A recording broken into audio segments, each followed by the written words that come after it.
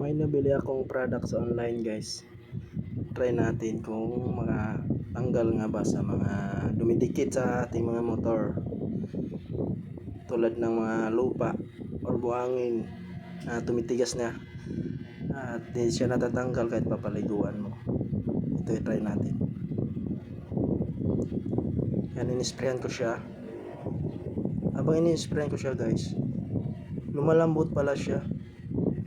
Kaya natatanggal siya kagad. Ayan o, natatanggal siya. Katapos mo mag-spray, anuhin mo ng daliri mo, tapos punasan mo. Yun, natatanggal siya. Ayan, wala na.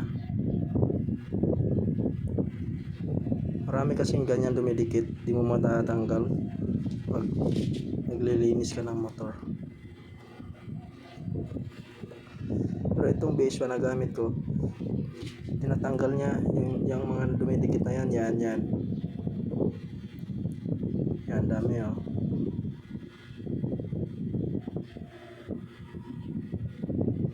Yan, i-sprayan ko yan, guys. Anayin ko ng mga daliri ko. Yan. Shake muna natin. Yan, spray na.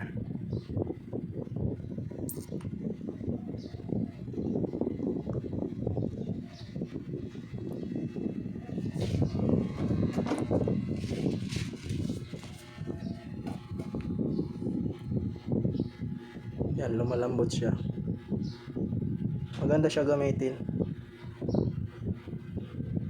Ito yung bago ngayon. Bagong labas sa 2023. All new base 1. Yan, wala na. Saglit lang, matutunaw niya agad.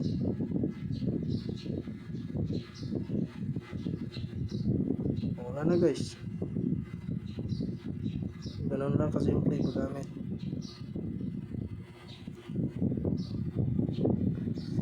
Maghanap na naman tayo.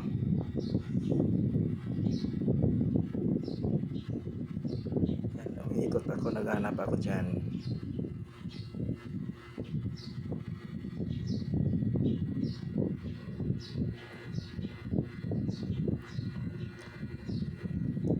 Yan. Yan, may nakita ako.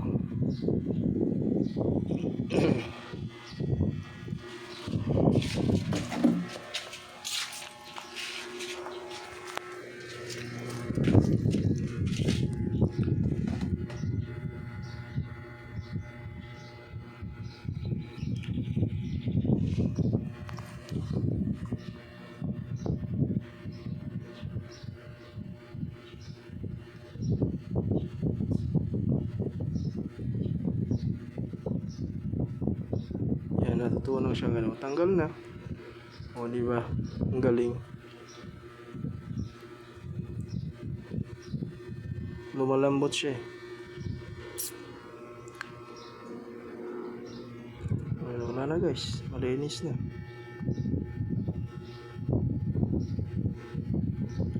Ito lang palang pampatanggal ng mga dumidikit na lupa. Ito pala siya, guys. Hindi siya shiny pag ini-spray mo sa motor mo. Pang matte lang talaga siya. Kasi pag i-spray mo sa motor mo to, hindi siya kumikintab. Kumbaga, parang ibabalik lang niya yung dating kulay ng motor mo. Halimbawa, para pag may parang kunting gas-gas yung motor mo, i-sprayhan mo siya. Tapos ngayon, anuin mo ng daliri mo, tapos punasan mo, nawawala siya. Pero pag yung malaking gas-gas na talaga, di na niya kayang ibalik. Yung mga lang, bawa may nang sinasabitan mong bag, parang kumikintab yung kulay niya, lagyan mo, nawawala siya, guys. Yung sa akin, natatanggal ko eh. Ayan na nga, hanggang dito na lang yung video natin. Maraming salamat sa inyong panonood. Maraming salamat. Bye bye.